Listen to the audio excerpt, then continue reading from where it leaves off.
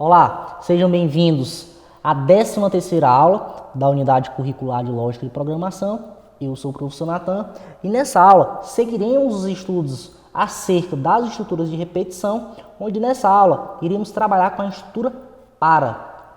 A sua lógica é muito parecida com o enquanto, a diferença é que com o para a gente já consegue determinar em quantas vezes ele vai fazer aquela operação. Então agora vamos criar aqui um exemplo para poder ficar bem claro a utilização da estrutura para. Então vamos criar aqui o nosso início do algoritmo. Vamos criar uma variável do tipo texto, chamada nome, e vamos criar uma variável inteiro que vai ser aquele contador. A grande diferença do para aquele enquanto que a gente utilizava é que não há necessidade de eu já atribuir aqui o valor do contador. O valor desse contador vai estar na própria estrutura na hora que a gente for executá-la ela. Então, vamos colocar agora aqui um escrever, vamos pedir o nome do usuário, qual o seu nome, ele vai digitar lá o nome dele. Em seguida, vamos colocar aqui ler o nome, né? Então vai ser guardado. Então vamos solicitar aqui para o usuário o nome dele, qual o seu nome. Esse nome que o cara digitar vai ser armazenado dentro da variável nome. E aqui vamos iniciar a estrutura para. Para poder utilizar o para, você digita a palavra para. E o primeiro passo é determinar a variável que você quer, no caso aqui fazer a contagem das repetições. No caso vai ser a variável contador. Você coloca aqui de até quando, de quando até quando. Então vamos agora iniciar a estrutura de repetição para. Para poder utilizar o para, primeiramente você digita a palavra para e em seguida você determina a variável que você quer utilizar para poder fazer a contagem, que nesse caso aqui vai ser a variável contador. Essa variável contador, após colocar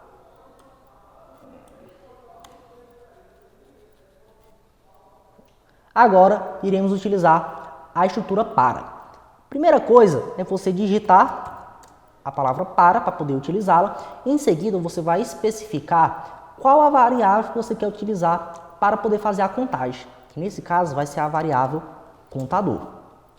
Após isso, você vai determinar o primeiro passo que essa variável vai ter que fazer até o último. Quantas vezes você vai querer que ele fique repetindo esse comando? 10 vezes? 15 vezes, então você coloca de 1 até o último número que você queira. Nesse caso, a gente vai querer que ele repita um nome 15 vezes. Então, vai ser de 1 até 15. Basicamente isso, você determina o primeiro até o último passo. Em seguida, aqui no final, você vai colocar passo e coloca o valor que você quer atribuir a esse contador. Quando ele concluir o primeiro laço, a primeira repetição, esse contador vai receber qual valor? 1, 2, 3, enfim, você vai determinar aqui nesse passo 1. Nesse caso, iremos atribuir ao contador o próprio valor 1.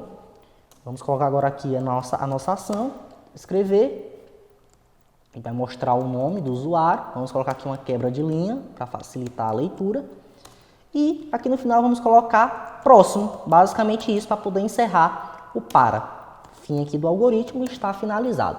Basicamente, ele vai pegar a variável contador, que até então está sem nenhum valor, determinou aqui o primeiro passo e o último, até quantas vezes ele vai ficar repetindo isso, e aqui nesse passo 1 determinamos qual o valor que vai ser agregado a esse contador, que nesse caso vai ser 1. Então, a cada passo que for feito, o contador vai receber o valor 1 e vai ser repetido isso quantas vezes isso aqui for verdadeiro.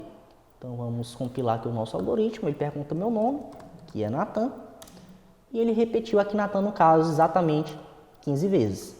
Se eu quisesse, no caso,